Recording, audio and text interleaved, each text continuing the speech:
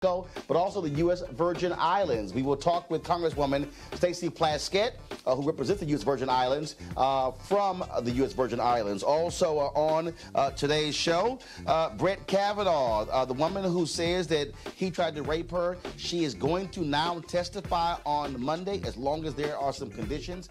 We will talk with Women's March co-president Tamika Mallory. Also, Mark Thompson, Sirius XM radio host, will be here. We'll have a conversation about the midterm elections, as well as did Donald Trump tweet out a video that praised the new Black Panther Party for their work with Hurricane Florence in North Carolina.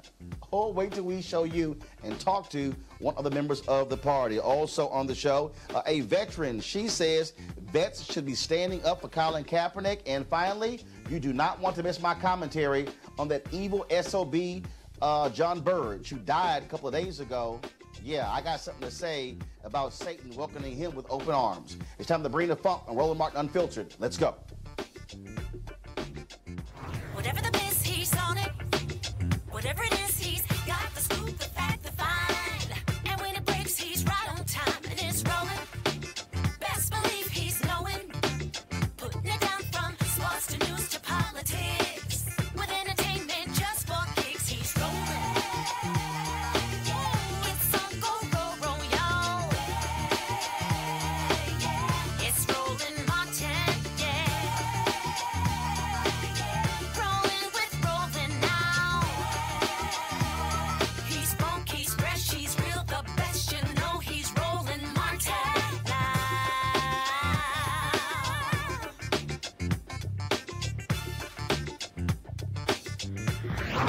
Martin.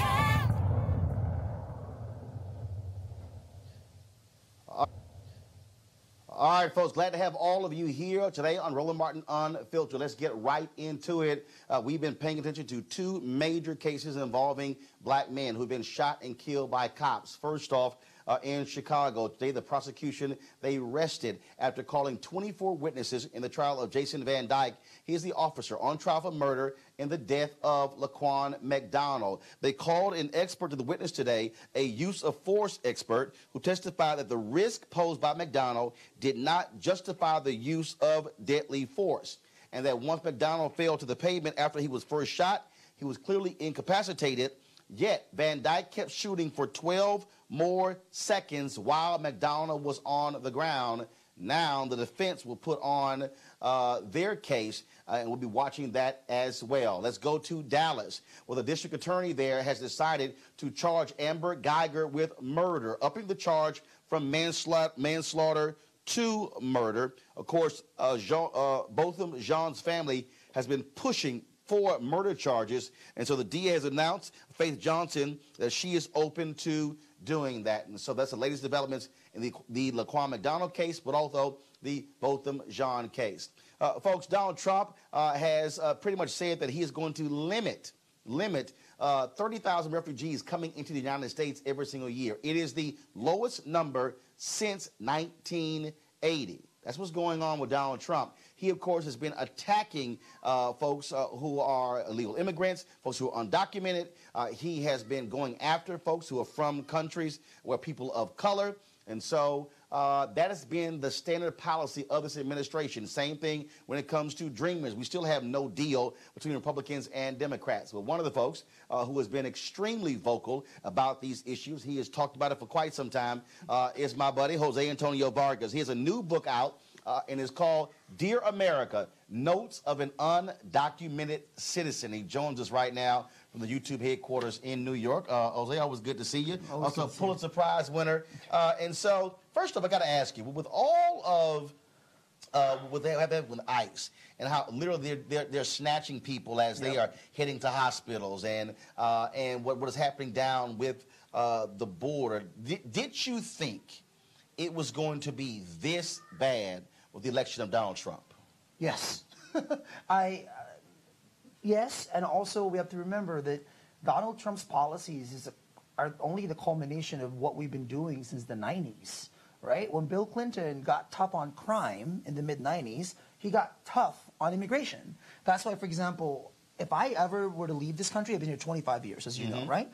If I were to leave, I would have to face a 10-year bar before I could come back, if I could come back. That's because of what Bill Clinton signed into law, right? I've met so many undocumented people in this country who are married, and even though they're married and can adjust their status, they can't, because once you cross the border more than twice from Mexico, for example, you're barred for life.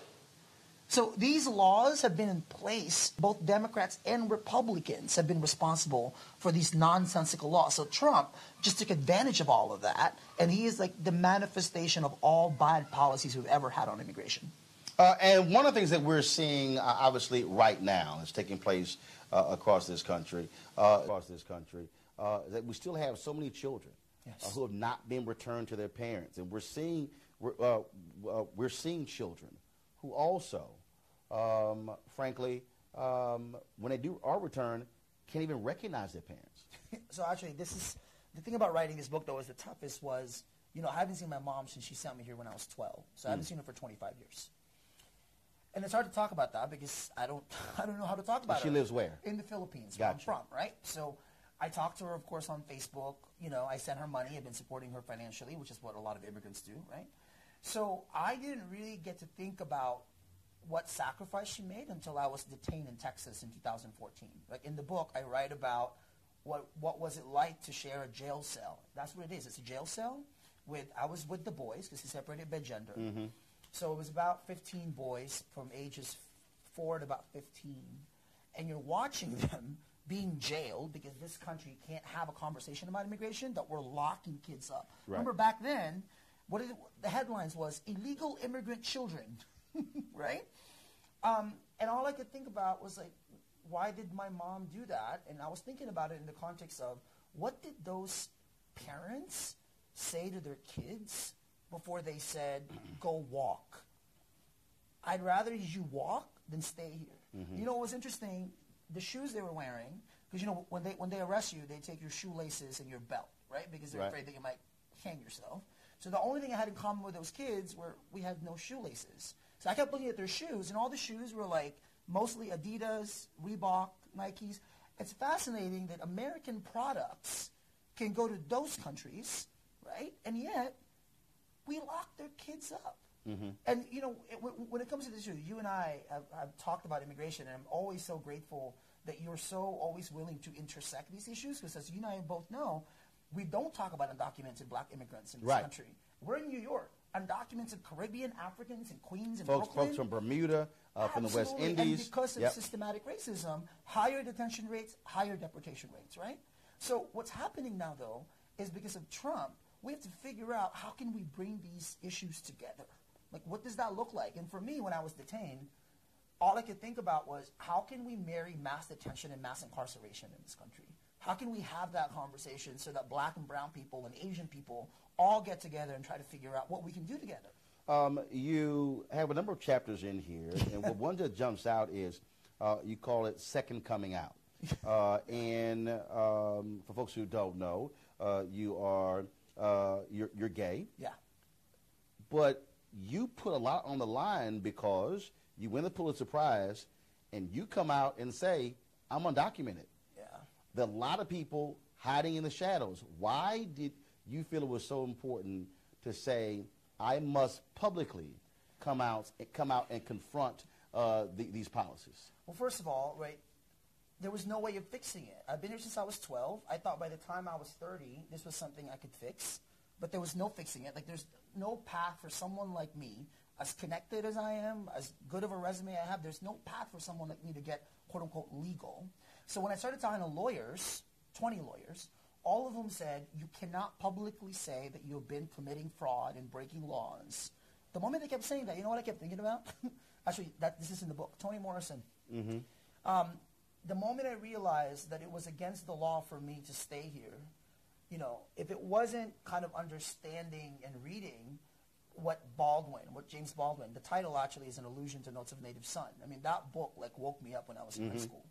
And this idea that the master narrative of not just America, but the way we talk about immigration in this country, about people thinking that for some people I'm quote-unquote illegal, I'm a criminal. Well, wait a second. Who created the laws?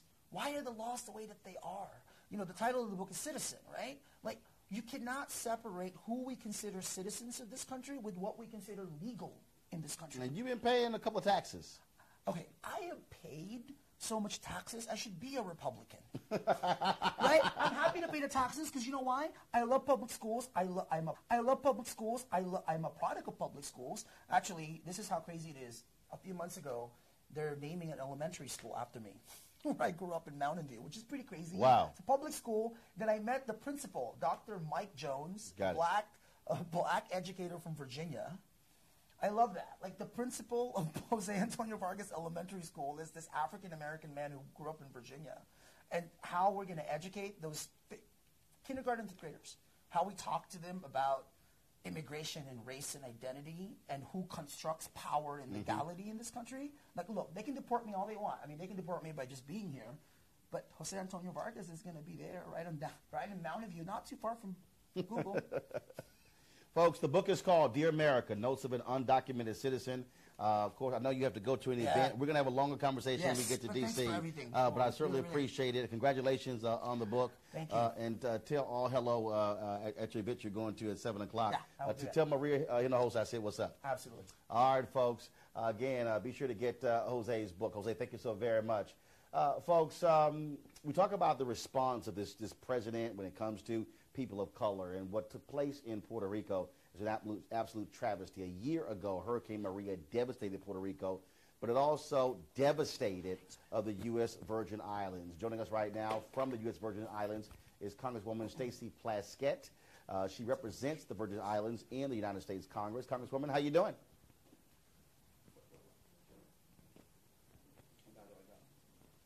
We did not want to ignore what happened in the Virgin Islands. Of course, we often had you on, had others from there, what took place last year. Give us a sense, where does the island stand today? There was so much devastation to the airport, to the tourist industry. Have you completely recovered? If you had to put a percentage on it, exactly how far have you come back?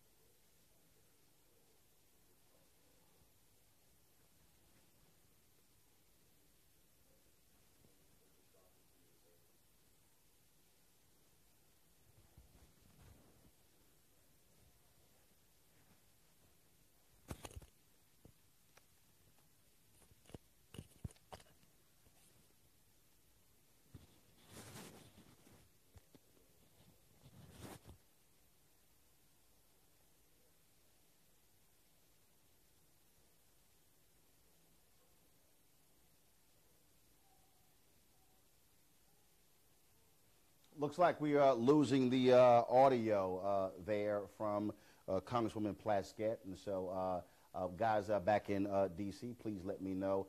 I can't actually hear her as well. I don't hear anything from our control room. So if y'all could please let me know if we still have Congresswoman Plaskett. I would certainly appreciate it. Again, we have actually lost audio there from her. And so please, again, so the folks in the control room, please let me know. Talk to Anthony. Can you actually hear me? Have we lost audio here? But also, I know I can't hear her.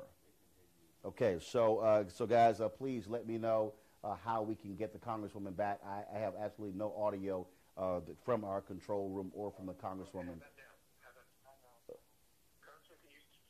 Okay, Congresswoman, can you hear me now?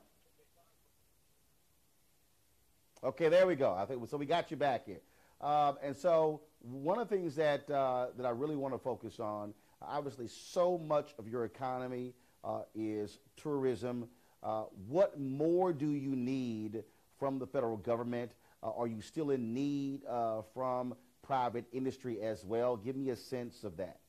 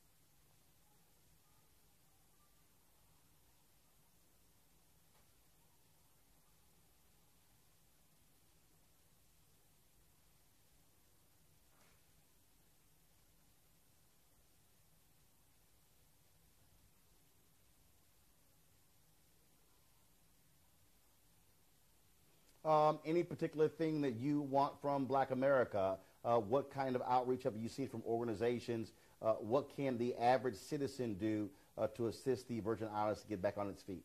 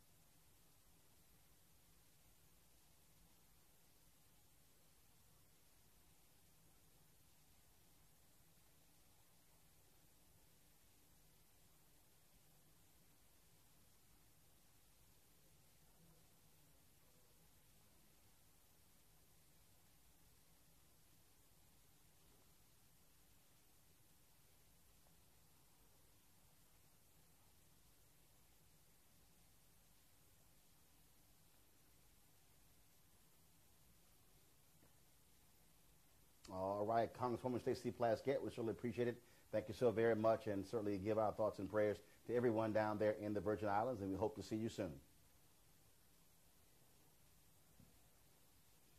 All right, folks. It's going to be a huge battle on Monday on Capitol Hill, where you're going to have conflicting testimony.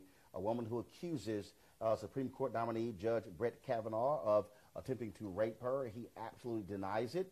It has been a wild week in Washington, D.C., where she initially said that she wanted to testify. Then she said that there should be an FBI investigation. Well, over the last 24 hours, we've had lots of things actually happening back and forth. And so, as a result, we expect her to now testify on Monday. But other witnesses will not be allowed to testify. Chuck Grassley, of course, he is the chair of the Senate Judiciary Committee. He is holding firm, and he also is making it clear he will not allow for there to be an FBI investigation. Joining us right now here in New York is Tamika Mallory. She's the co-president of the Women's March. Tamika, glad to have you here. It's been very interesting watching all of this. Where you have Senator Orrin Hatch sounding very similar to the things that he said about Anita Hill when in that confirmation hearing in 1991. You have a Republican congressman out of Florida who made a joke by saying that Ruth Bader Ginsburg, a Supreme Court justice, said that Abraham Lincoln groped her. That's right. You have Republicans who are mocking her, Absolutely. Absolutely. And so that's what. I mean, what do you say about what is going on here? I mean, it's obviously very clear that from 1991, when we had the Anita Hill situation until now, not much has changed. Even in the Me Too era, it is very clear that the federal government, and particularly the Senate, has not taken any real steps, and the Judiciary Committee has not taken any real steps to deal with sexual harassment and sexual assault in a real way. I mean, that is very clear. It's the same scenario playing out again. And we actually have the opportunity this time, knowing all that we know and having the Me Too era be so strong, to rewrite history and to right the wrongs that we were unable to take care of at the time when Anita Hill came forward with her story. And one of the things that is interesting to me is that when you see this back and forth, when you see her say there needs to be an investigation. I mean, look, at the end of the day, Democrats don't want to see him confirmed. Right. Because they're still angry about what took place with Merrick Garland. But what's also interesting is that on the Republican side, they absolutely want this to be done quickly. They want him on the court before the court convenes on October 4th. They want this to happen before the midterm elections. And the White House makes it clear they're not going to pull his name. Absolutely. And they're willing to do it at all costs. They do not even care. And they've been clear about that. First of all, let's be clear. Yes, Dr. Ford, we believe her. And this particular situation is extremely serious. And we believe as women and just as, good moral citizens that she should be heard and that there should be a federal FBI investigation.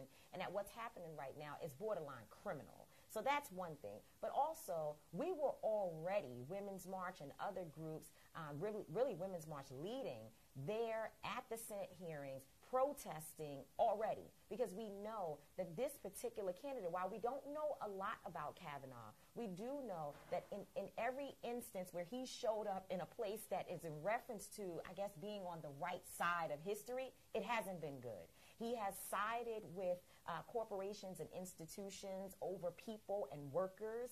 We have seen him in a number of situations that we do not believe that he is someone that should have a lifetime appointment to the Supreme Court. And the mere fact that Donald Trump, someone who really should be in jail, really, let's be serious here. This man is under investigation and he's unindicted, but we all know that he is really pretty much guilty of treason in this country, that he is the person who put forth Brett Kavanaugh. That in itself is very dangerous. So people were already protesting having this man to receive this type of appointment. And now we have a woman to come forward and pretty much make it very clear that he is not someone who at least should be pushed through. I mean, we should have a real investigation here. Why not? What is there to hide? But it's very clear that, Grassley and all of these people who just decided they're going to make it happen anyway. Professor Christine Blasey Ford is her name. There were a number of women who have been flooding the halls of Congress over the last couple of days.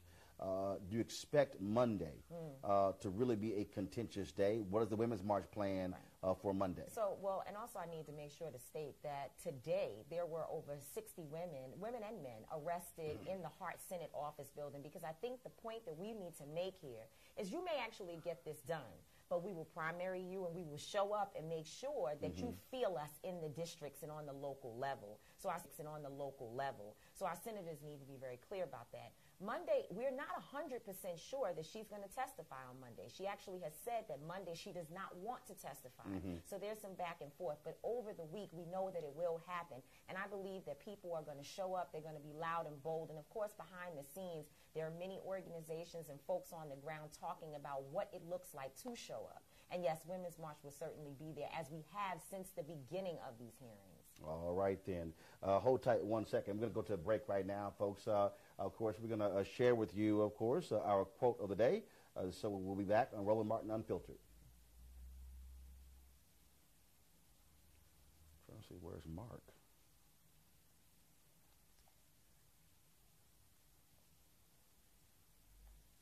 I should have talked about Mikowski and, what's the other one? Collins. Mikowski's in...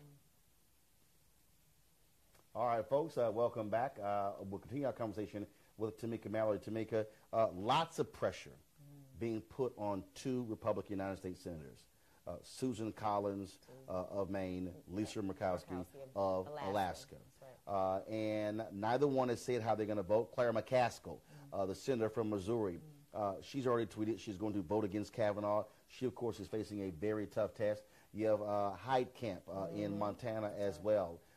Doug Jones in Alabama. There was a lot of talk Saturday night at the Congressional Black Caucus Foundation dinner as to how he was going to vote, and a lot of black folks said they are concerned as to that he may decide to vote for Kavanaugh, knowing full well to appease conservatives in his state. I think that would be very foolish of him. I think that he ought to know who put him in that position, and if he does that, he will definitely pay the consequences and repercussions of that. I mean, I think the reality, Roland, is that we have to be very serious at this point. We as voters, we as American citizens, we have to understand that the Republicans, they actually have the power at this point, and they could, in fact, get it done. But just because they have the power to get it done doesn't mean that we don't have the power to show up and make sure that they feel what decision they made against the American people's wishes. And what type of things are you doing?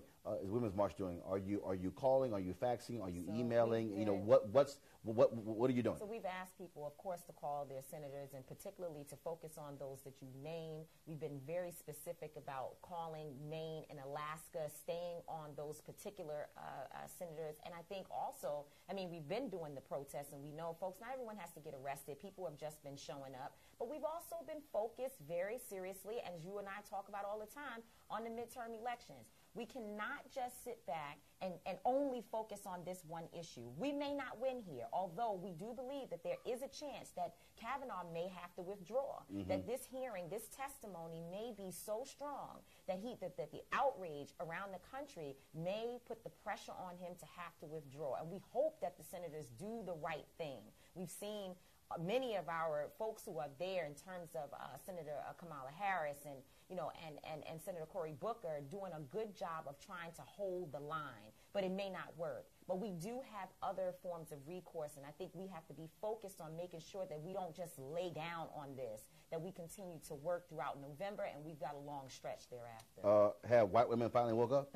Well, there are many who are, and you know what, I have to say, there was a 53% problem. And I still think that 53% is not really as active as they should be. But there is a 47%. And when we talk about that, let's just be clear, 53% of white women who voted in 3% of white women who voted in the election voted for Donald Trump. But there was a 47% who did not. And we've been working with these women and trying to organize with them. So, yes, they woke up, but I cannot let our women off the hook. It's not just about white women and what they're doing. Because I've had a number of people ask me, are the white ladies, when all of this is said and done, our communities will be impacted the most. Black folks and Latino folks and just people of color are the ones who will suffer the consequences of whatever happens from the Supreme Court level all the way down to the local level. And therefore, we have a responsibility to show up as well. All right. Speaking of mobilizing, organizing, the folks with Black Votes Matter, they have been doing that. Cliff Albright, also Latasha Brown, they're the co-founders of that. And so they've been traveling all across the South with the bus Black Votes Matter. And they put this video together. We wanted to share it with you. Take a look.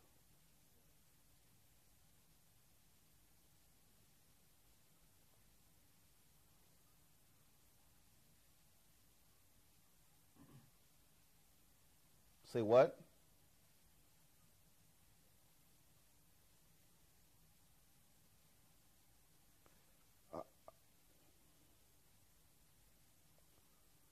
Okay, I know.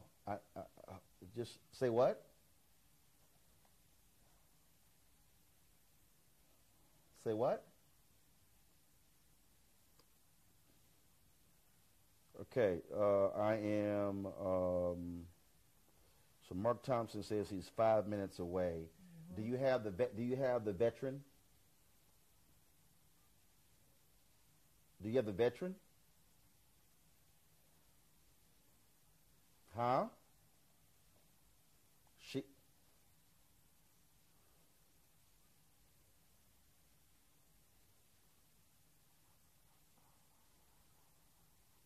One what?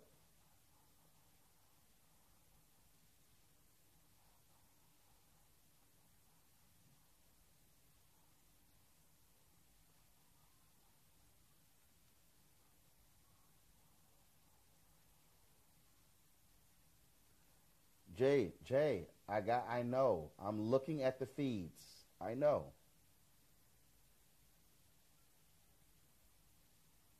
Tell Keenan to turn off the Facebook feeds. Only go on Periscope and YouTube since there is clearly a problem. Then tell Keenan to tell people, tell Keenan to make a post. We're having issues with Facebook to go to YouTube and Periscope to watch the show.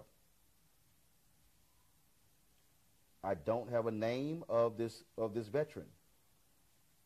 Your script is incomplete. What? I need a title. Don't worry about it. I got it. Just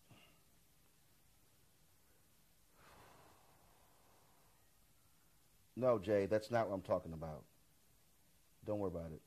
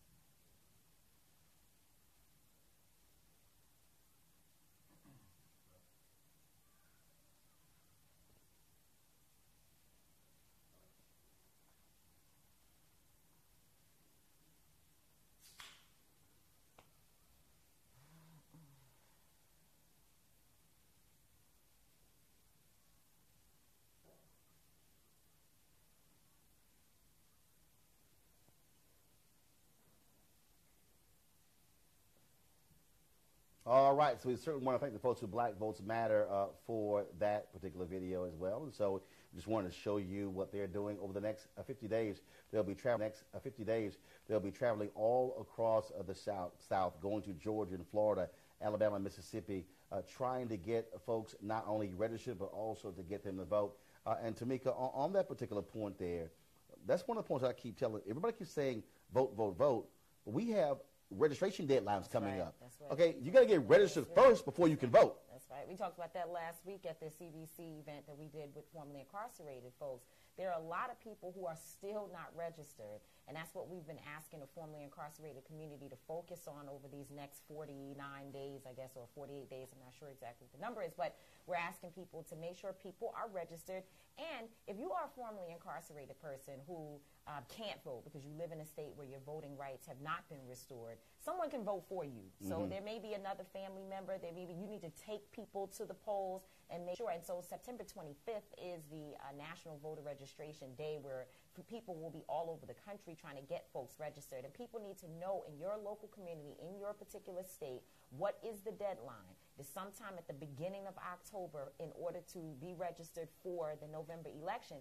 And we're trying to get folks to do that. And to your point, not only do you need to be registered, you also need to be educated on who to vote for. Just because someone shows up at your church and shakes the babies and gives the grandmothers the kiss does not mean that that is a person that's going to be on your issues. We need to make sure that people are educated as well. So we're hoping that organizations and churches and others understand how important this is. We cannot allow the 2010 scenario to play out again right now. We have to make sure that we are serious and that our people know how important the midterm elections are, and that this is not an election that we can sit home on. All right, then. Certainly a huge election that's coming up. I want to go to another story right now that's pretty interesting. So Donald Trump, a few days ago, tweeted this particular video. Okay, and in this video, it shows some individuals who were actually on a boat. And in the tweet, he goes something along the lines the Cajun Navy.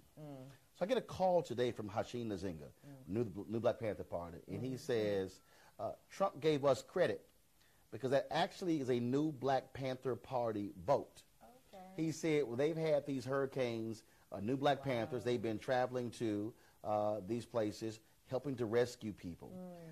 And I said, Hashim, are you serious? So I scrolled back, and this is about 5 or 6 days ago.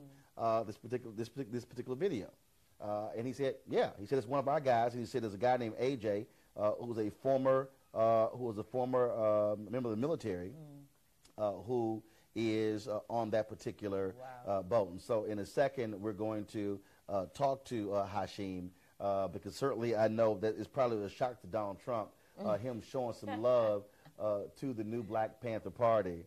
But also we talk about the veterans. Of course, we've been covering the Colin Kaepernick case, and as a sister who's out of Florida, she has not been particularly happy. We have Hashim. Okay, so I'm gonna go to Kai a little bit in a bit, but let me go to Hashim right now. Hashim, can you hear me?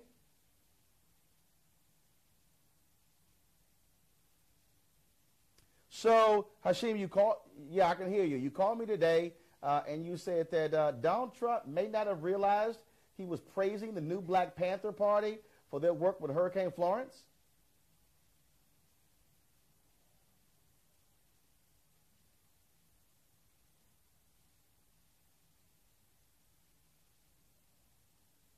And so in that video that's on his Twitter feed, who's actually in the boat? Who is the brother who's in the boat? You said he's a former member of the military?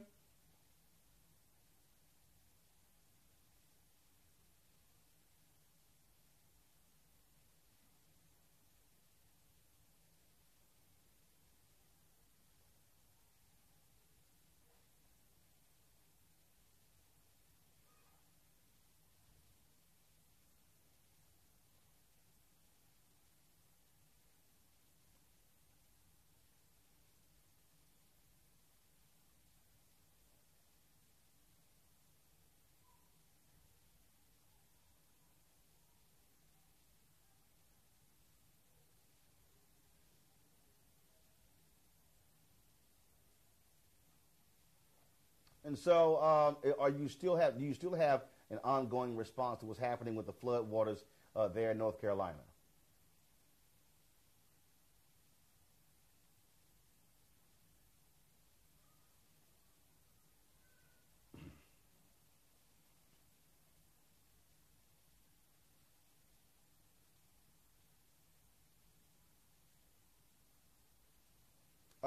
And you'll be doing not just rescues, but are you also providing supplies and things along those lines?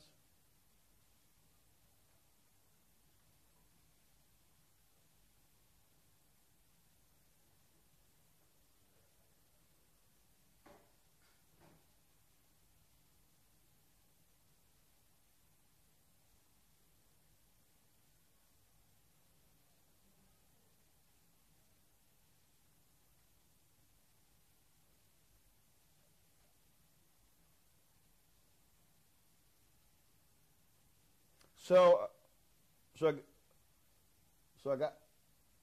you expect Donald Trump to delete that tweet once he finds out that that Cajun Navy he was praising is actually the new Black Panther Party?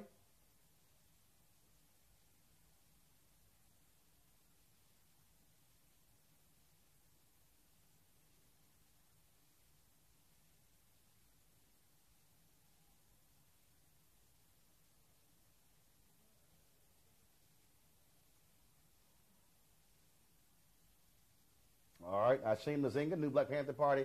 I certainly appreciate it. Thank you so very much.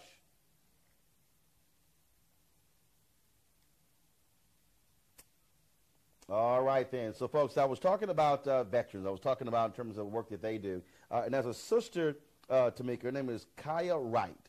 She's a former U.S. Army attorney, and she has not been happy with veterans and how they have been responding to Colin Kaepernick. So she has launched this website. It's called CourageUnderFire.org, and she's chronicling all of the NFL silent protests in support of Colin Kaepernick and social justice. Kaya Wright, are you there?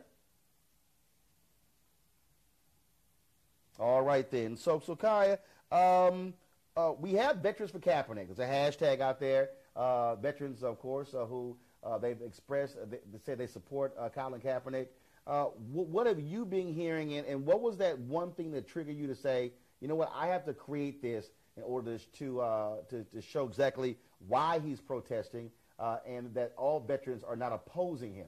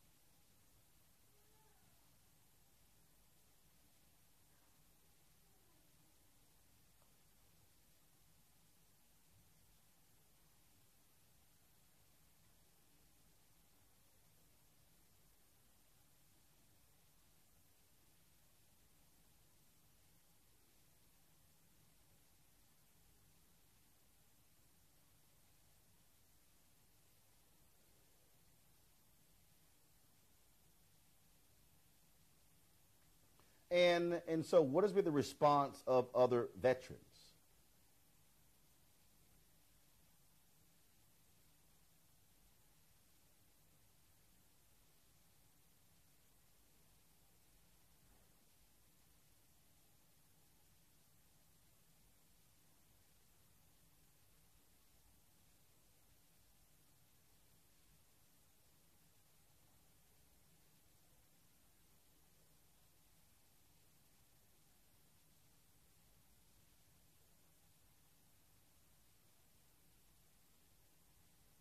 All right, then. Tamika, you got a question for Kai, right? No, a question would be, my sis, first of all, thank you for your courage, you know, and what you're trying to do. And I wonder, how can people help? Like, what can we do to be supportive of your site?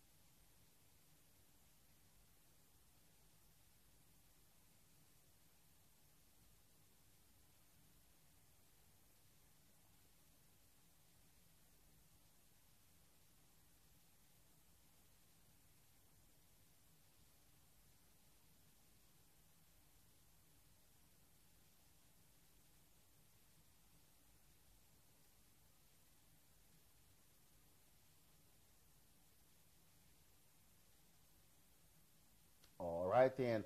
Kai Wright, go ahead. Kai is going to go back to something else. All right, Kai Wright, we appreciate it. Thank you so very much. All right. Thanks a bunch. What are you going to say? I was just going to say, and, you know, similar to how we can help Kaya, the same thing with the new Black Panther Party. You know, we are so quick to invest our money in the Red Cross and these major organizations when we see disaster hit. But the local folks, the people with grassroots organizations and those people who actually come from the communities, we need to support. So hopefully we learn that from, you know, this issue. Maybe he did Donald Trump with all of his ways. He uplifted our ability to see a local grassroots effort to help save our people. All right, then. Well, Tamika, we certainly appreciate it. Thanks for joining us. Always good to see you. All right. Roland. All right, thanks so much. All right, folks, I'm going to go to a break right now. We're going to show you, of course, how you can actually watch the show. And so then I'll come back on Roland Martin Unfiltered, and I have a quick conversation here with Mark Thompson, the Sirius XM radio show host. Of course, Make It Plain. We'll be back. Roland Martin Unfiltered in just a moment. Thank you, thank you, thank you. Deuces, thank you. Maybe we'll come back at some point, sorry, to talk about what happened at the hearings and stuff. Yeah, absolutely, absolutely. What up, Mark? What up? I know you're gonna be here. I don't know. This ain't. No. Yeah, All right, all good. Take a seat. He's gonna mic you up. hurry up. You gotta get mic'd up quick. Just call me because I want the record to reflect something. So I just need to call me. Tell you what it is. The record to reflect. Yes, sir. Oh, Lord. So when black women did what the record to reflect. Everything? Everything all right? Lord. Okay. Thanks a lot. Where you going now? Okay. Excuse me.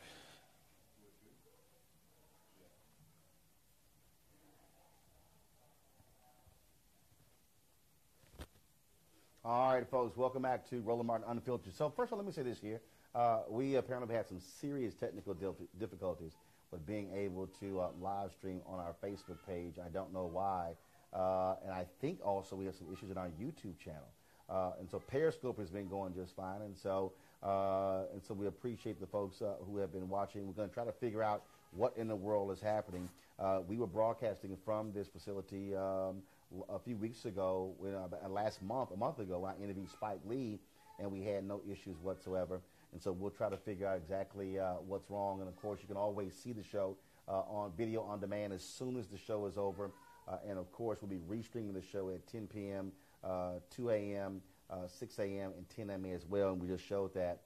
Joining me right now, though, is Mark Thompson. He, of course, is the host, the morning host of Make It Plain on the Sirius XM radio. Glad to have him here. Hey, brother. Thanks a bunch. Thank you for having me. One of the things I was talking to Tamika about was the midterm elections. Sure.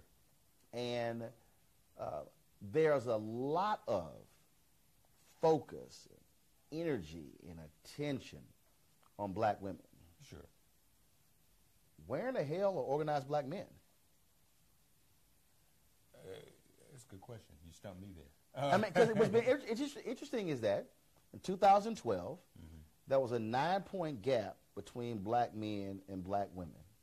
So in terms of the numbers who voted for President Obama. Right. In 2016, exact same thing. Yeah. 94% of black women supported Hillary Clinton.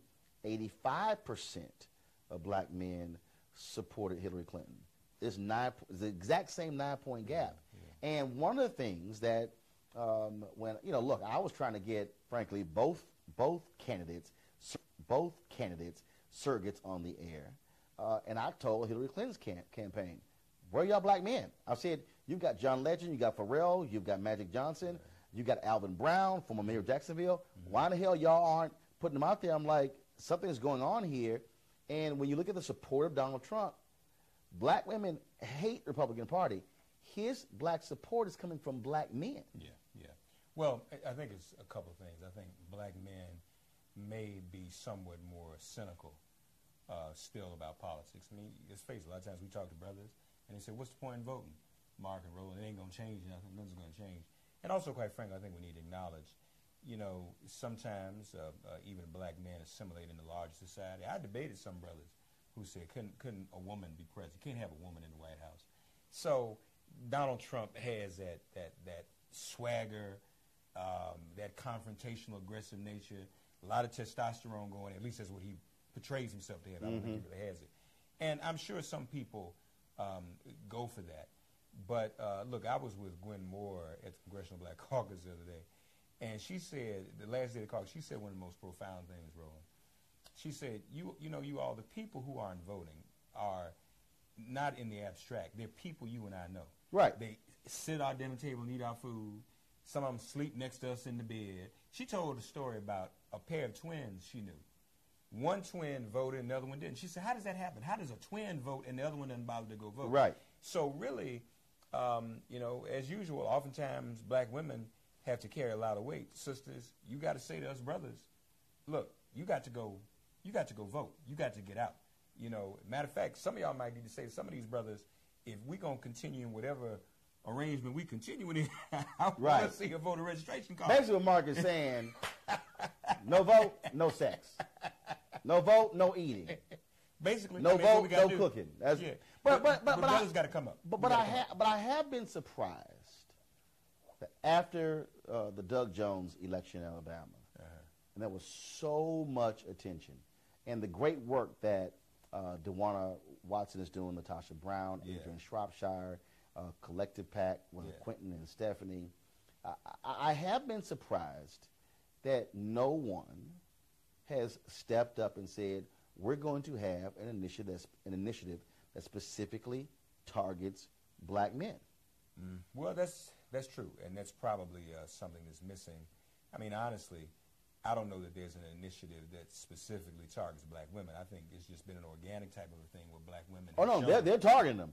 I mean, what I mean is, you have these sisters who are very vocal, and they're making it clear that they are energizing and going after black men. When I look at the report that we live streamed last week that the Black Women's Roundtable put out, where you had all those sisters who were in a particular room at Congressional Black Caucus, there was not a comparable room of just brothers talking about brothers and electoral politics. But like you said, though, I mean, a lot of the sisters like Latasha, I mean, I know that they're registering and targeting black men. Right. I just think, though, the focus is long overdue. I think what's happening is people coming to the realization of the importance of black women and the role they played, especially in light of Doug Jones, and especially because he was someone who was a sexual abuser of women. So I think the moniker's on women. I confess, you know, we had this conversation on the weekend. It was Men's Day at Union Temple on Sundays, you probably know.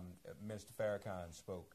Melanie Campbell was also there and spoke. And she pointed out, we had the numbers to show that the year after Million Man March was the largest registration, the largest turnout of black men ever. So we know that it's possible. I just think, you know, for some reason, we may have fallen off in terms of the emphasis. Hopefully, that will change right now. But it's a challenge, I'm going to tell you. Right in the middle of this Kavanaugh thing, all that's going to do is continue to mobilize women. So maybe it's up to you and me, brother, to but men should also be mobilized, because men should be saying, we don't want to see women sexually assaulted. We don't want to see women sexually harassed. Men should be speaking up, making that clear. You're right, and we have to say that, Roland. But you know, at the base level, and what the mainstream media often does is make it a horse race. And the mainstream media tends to skew conservative. I don't care what anybody says. They try to be as non-liberal as possible. So they'll paint a picture as if this is a battle between the sexes or a man versus a woman thing. And even some of us get confused and think, well, if a woman can say that about Kavanaugh or somebody else, what if a woman says that about me and is lying? The important thing to do is not for any one of us to personalize. First of all, we know what we have and have not done. And I would hope many brothers aren't falling into that category. And 9 times out of 10, when these women talk about sexual assault, 9 times out of 10 is what happens. It's no reason for a woman to come forward. Right.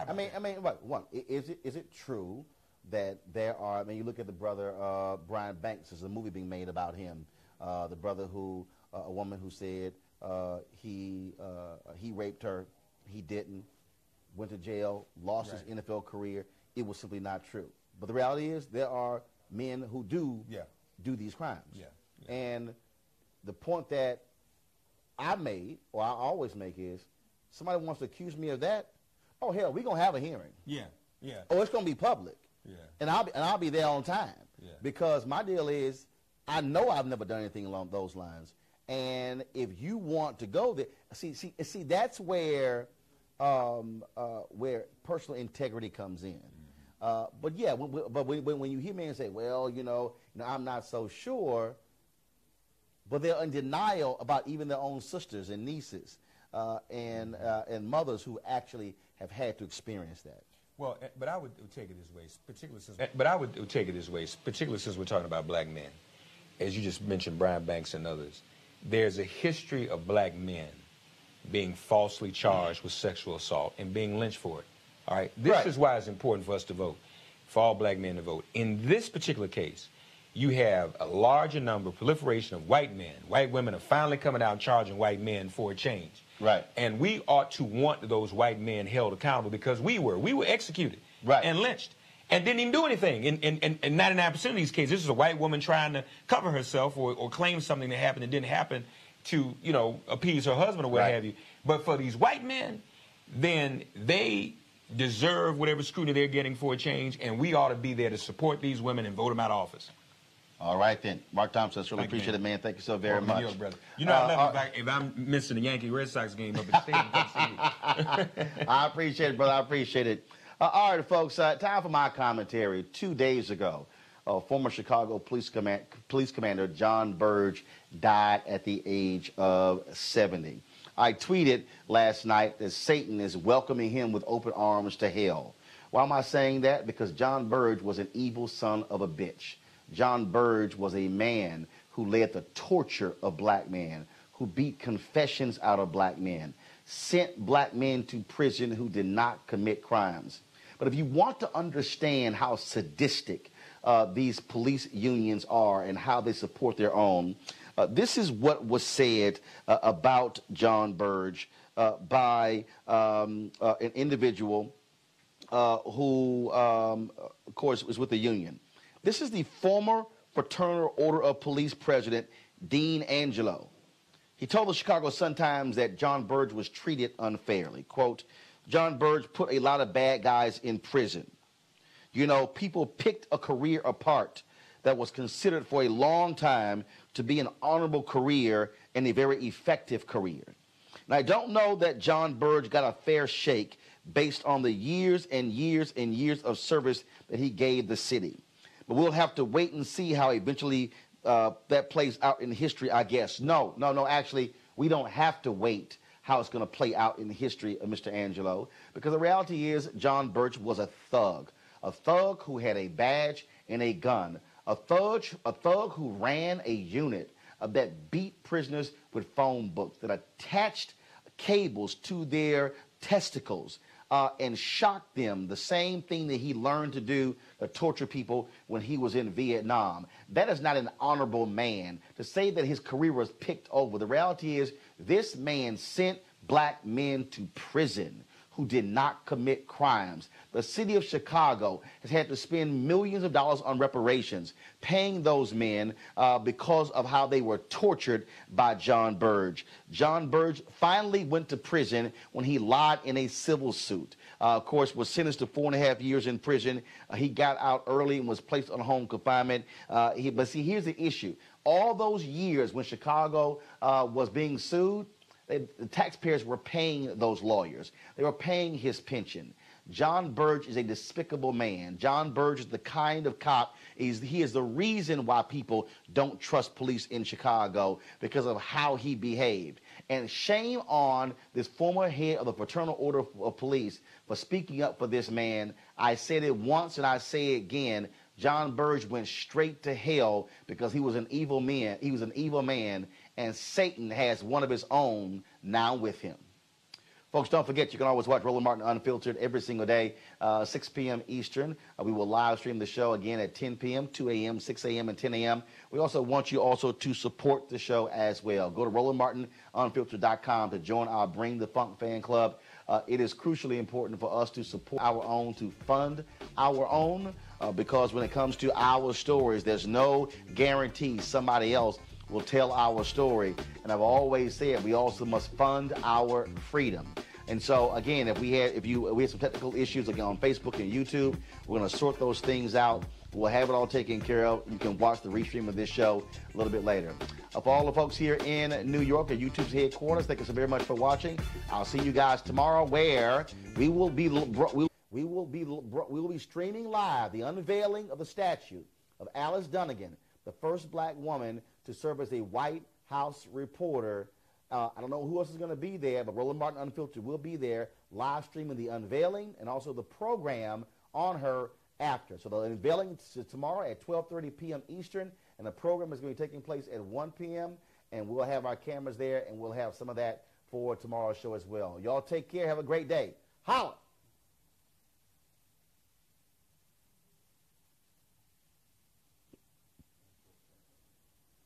Where is the Alice Dunnigan piece? Museum. Oh, that's right. Okay. Cool. And you still do your live show at 6 o'clock tomorrow? Yep. Tomorrow too? Okay.